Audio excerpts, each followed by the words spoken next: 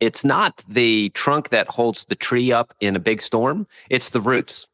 What is it that adds health, that nourishes the tree? It's your roots.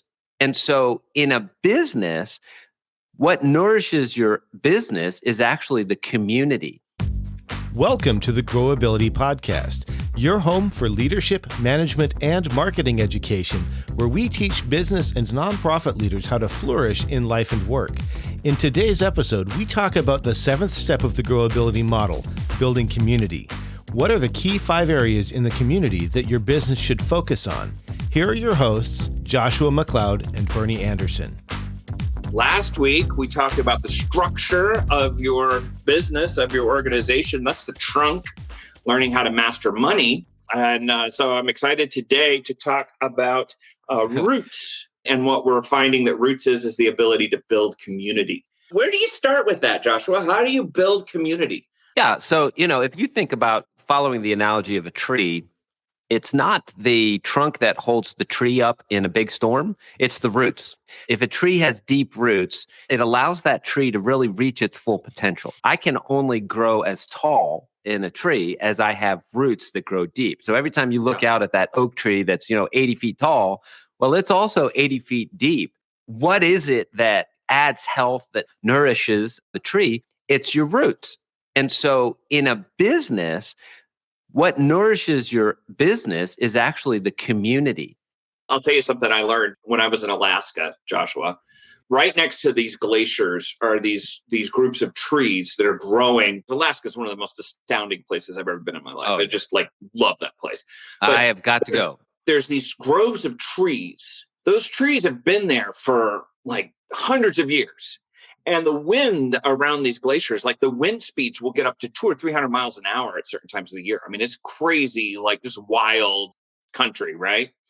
And the question is, how do these trees stay put? Well, when you dig down, these roots for these trees are actually not very deep, but they are connected. One tree wouldn't be able to stand, but all of the trees together, they can withstand 200-300 mile an hour winds because their roots are not only in the ground and wide, but the roots are connected. And I think that this particular section of the Growability model is the connection that you have with the customer, your business, and all of the other parts of the community Businesses around you that makes it really powerful, right? In any community, there's kind of 5 major areas of community development, where if you don't have these 5 areas of community development, your community won't be very established. Yeah. So the 5 areas of community development in any community, one is you have government. The government kind of sets the laws and the rules, but then you have business. So business stimulates economic growth. If business is good in a community, it's good for the community. If I live in Rutherford County and FedEx moves into Rutherford County, well, hey, that's really good for the community. It stimulates it's not just good for FedEx, but it's actually good for the entire community. I have government, I have business. Then you have education. Well, if I have a community that the only school we have is this one-room schoolroom, that's not going to be really good for stimulating education in the community. Then you have the faith community, the religious institutions that are pouring into love, joy, peace, patience, kindness, gentleness, goodness, faithfulness, self-control, all this stuff we get out of the Bible. And then you have the arts community. Art is fantastic for stimulating education and growth and health. And I have a very wide view of art. I see football as art, it's hey, it's physical art, the movies and entertainment. And I guess a lot of the news channels now are more satire than they are actual news. So it's everything in that whole community. So to be a business owner, if I want to be a player in a community, I have to get out of my own head and really start looking at what makes up a community. So a great starting point for thinking about what makes up a community is, okay, in a community, I've got government leaders, I've got business leaders, I've got education leaders, I've got faith leaders, and I have art leaders. And if my business is interconnected with those organizations that already exist within a community, it's going to add a lot of strength and health to my business. So back to your illustration in Alaska, I've got all of these trees and they all have root systems, but I got 200-mile-an-hour winds and I've got freezing cold winters. How do these trees stay alive? Well, all of those trees are interconnected. The root systems are down interconnected with the other trees in the community. And so now it adds a lot of strength. So if I'm a business that has some good root intermingling with government and art and faith and education, super healthy for my organization. That's super healthy for my tree, my business. If I am a business that's like, well, I'm going to be a loner and I don't really have to think about all the other pieces of my community. I don't care about art. I don't care about faith. I don't care about government. I don't care about education. Well, you're not going to be as healthy an organization. I was just reading a book. It's called The Intellectual Life. So it's like this French guy. One of the things that he said, I just read this morning. If you're doing something, if you're studying, if you're starting a business, if you're doing something that is just for the sake of that thing, right? Like I want to know things just so that I can know things, or I want to start a business just so that I can start a business. It's for me. It's like this selfish kind of motive. It's really successful businesses, the long-term successful, not just successful for a day, are people that are doing what they do for the sake of others and not for just themselves.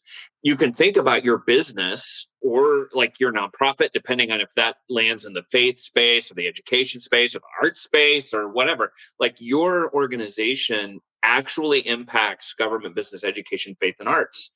Or it can if you're intentional about it. Yeah. I love starting at that philosophy. Are you going to make a difference? It's kind of like there are some people, let's say there are these musicians and they are just incredible natural talent. They don't have to take a ton of lessons. They don't have to study. They sit down at a piano and it's like they get it. They pick it up. The thing that I'm always cognizant of with a musician like that is, where could they be if they were actually super intentional about their gift? Like we all have like, oh, here's little Johnny. Little Johnny's like has perfect pitch. He can sing on cue. He just is not interested in sitting down to play his scales. Well, if little Johnny just doesn't play his scales, he might be able to play the local club, but he's not going to be able to go and play like the Schimmerhorn unless he actually sits down and practices his scales. The same thing is true with business owners about being intentional with community. It's like it's easy to stay focused on your own problems because when you start a business, when you run a business, there's a myriad of problems. It's difficult to think about everybody else's problems.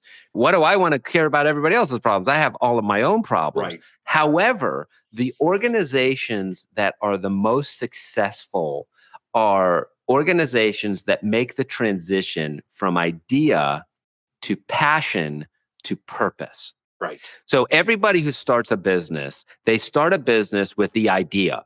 I think I want to develop some better mousetrap. I think it would be fun to run a restaurant. I think it would be really good, whatever it is that I want to do. I want to get in manufacturing. I want to be a doctor. I want to do whatever it is I want to do. It starts with an idea.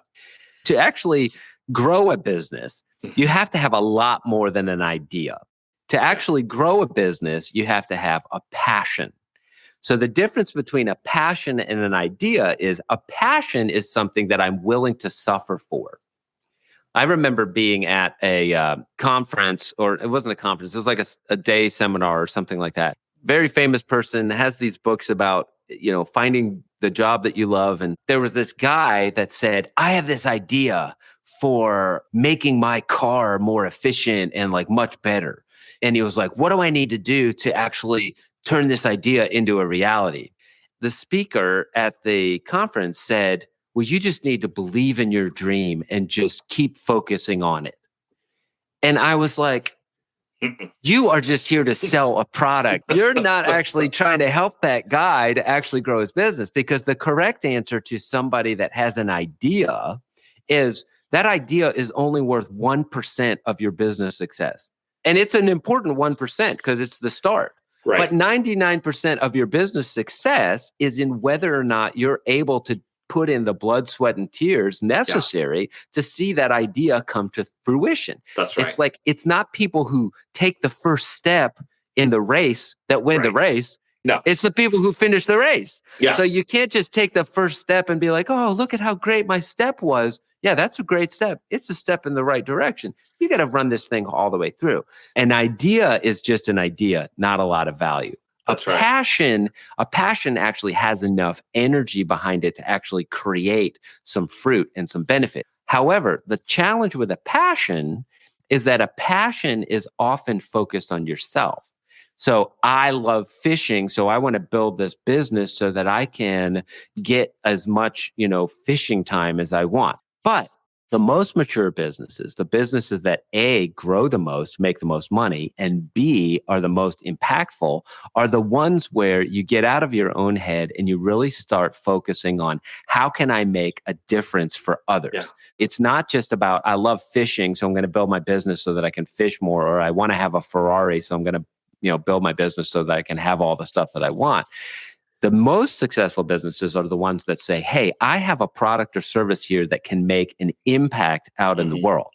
If you have a business that is fundamentally focused on impacting lives, serving other people, making an impact, the only way that you can create a sustainable impact is through networking in a community. It's through building community. Yeah. Purpose organizations are kind of like a match. That you light the match, it's great. Everybody sees the light of the match, but then the question is, what is that match going to connect to? And the only way that you can light a match that's going to make a sustainable impact in a community is if you're connected with a bunch of logs in that community. Right. So the logs in any community, government, business, faith, education, and arts. Right. An organization that starts a food pantry right down the road from another organization that starts a food pantry, that's great. There are passion organizations. You've got two passion organizations. They both care about serving people who need food. The organization that's actually going to make an impact in the entire community and not just for the people that walk into that food pantry are the ones that are going to go out and connect with the other major players in that community. So if I have two food pantries on the same street and one of them says, you know what, I'm going to be very intentional about building community with my government leaders, with business leaders, with faith leaders, with art leaders, with education leaders, that one that does that is going to, in the long run, it's going to actually create sustainable growth. And they'll probably end up with 3 or 4 food pantries or opening a food pantry to somebody else. That food pantry that's just like, we're the only people that understand food pantryism, and we're going to do it our way or the highway, and nobody else is going to get to play with it. They're not actually going to create sustainable growth. The same thing is true with a business. Yeah. If my business is only thinking about my own business, what happens in my business, and I'm ignoring the wider community, I'm really stunting the potential growth that my business has. So if you are a leader of a nonprofit organization or a for-profit organization, it is critical that you are intentional to build relationships with government leaders, business leaders, art leaders, faith leaders, education leaders in your community. It'll make all the difference in the world. Well, that's it for today. We do want all of our listeners to remember that you're doing better than you think and you have more potential than you know. And we appreciate you growing with Growability. Thank you for listening to the Growability Podcast. The mission of Growability is to equip leaders to flourish in their life and work by developing vision, rhythm, and community. To discover more ways to flourish in your life and work, visit growability.com and speak with a certified Growability coach. Bernie and Joshua are also available for speaking engagements, workshops, and conferences. Subscribing to this podcast helps Growability equip leaders throughout the world, and we appreciate your support. Please consider sponsoring an episode or sharing with a friend.